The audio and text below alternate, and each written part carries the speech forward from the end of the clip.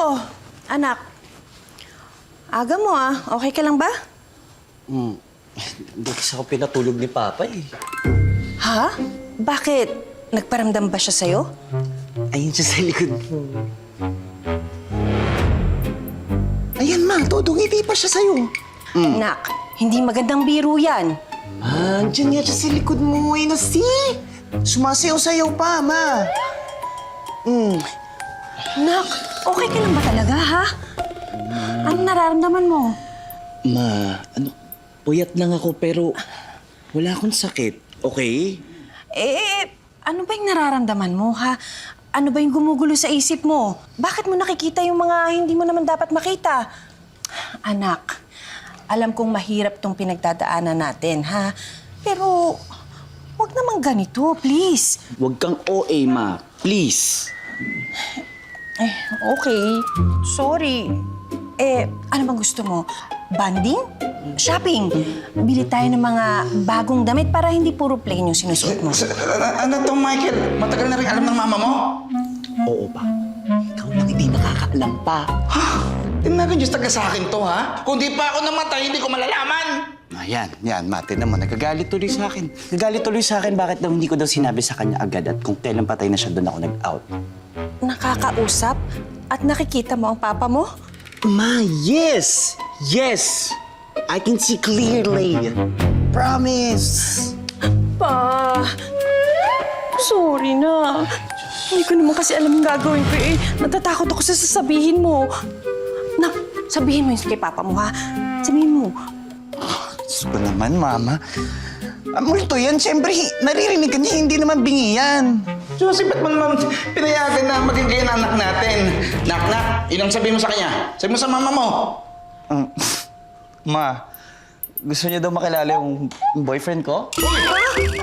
Hindi na sinabi ko, ha? Tanongin mo mama mo, bakit niya kinukonsente? Oh, yan. Yun. Yun talaga. Gusto niya daw daling ko dito at ipakilala ko sa'yo. Doon daw kami, magsama daw kami sa isang kwarto. Yan ba talaga sinasabi ng papa mo? Yes, Hindi Mama. na sinabi ko. Yes. Mike, hindi na sinabi ko, ha? All I know is I'm out.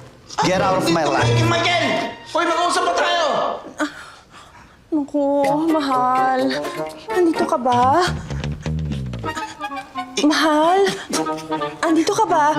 Ay, alam ko namang naririnig mo ko. Pasensya ka na, ha?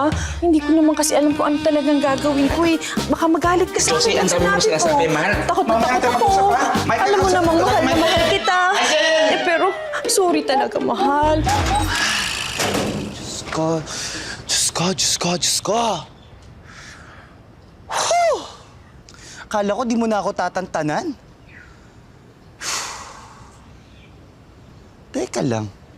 Ba't ang tahimik?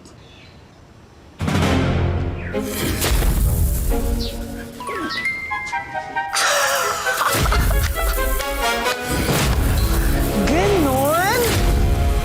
Hindi mo kaya lumabas. Sorry? What? What? Well. Ganda-gandahan na naman ng Diyosa. So, detest na lang muna, Akes.